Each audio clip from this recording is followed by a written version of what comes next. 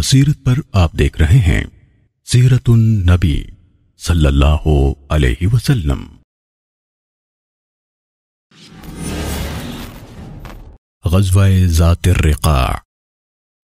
یہ غزوہ فتح خیبر کے بعد پیش آیا اور اس کا نام رقاع اس لیے پڑا کیونکہ جوتے نہ ہونے کی وجہ سے صحابہ کرام نے اپنے پیروں میں چیتھرے لپیٹ رکھے تھے۔ عربی میں رقاع کے معنی چیتھرے ہیں۔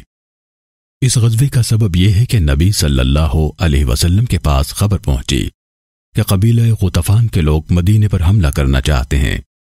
چنانچہ نبی صلی اللہ علیہ وسلم 400 صحابہ کرام کو لے کر ان کی سرکوبی کے لیے نکلے۔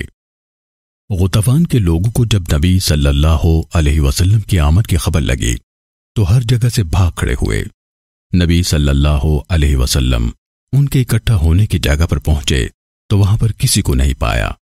نبی صلی اللہ علیہ وسلم نے غزوہ ذات الرقاع میں صلاۃ خوف پڑھی، پھر مدینے واپس آ گئے۔ عمرہ قضا۔ صلح حدیبیہ کی دفعات کے مطابق جب صلح حدیبیہ کو 1 سال مکمل ہو گیا تو نبی صلی اللہ علیہ وسلم ذی قعدہ سن 7 ہجری کو عمرے کے لیے نکلے۔ اس عمرے کو عمرہ قضا اس لیے کہتے ہیں کیونکہ نبی صلی اللہ علیہ وسلم نے صلح حدیبیہ میں مشرکین سے 1 سال بعد عمرہ کرنے کا معاہدہ کیا تھا۔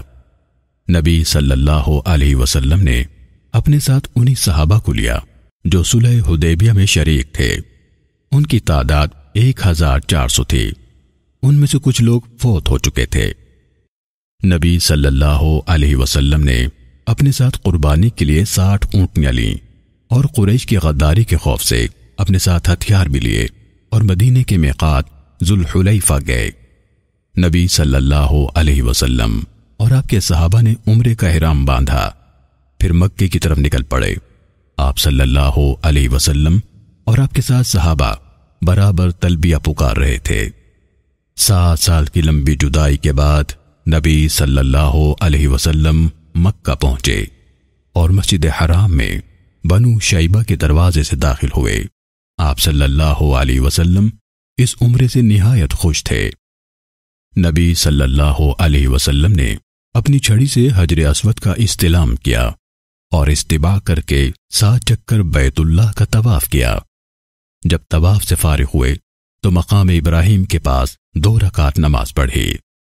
پھر آپ صلی اللہ علیہ وسلم اور صحابہ کرام مسعی پہنچے۔ آپ صلی اللہ علیہ وسلم نے سواری پر صفا و مروہ کی سعی کی اور جانوروں کو منگوا کر قربانی کی۔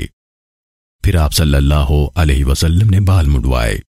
آپ کے بال معمر بن عبداللہ ادوی نے مونڈے اور اسی طرح صحابہ نے بھی کیا۔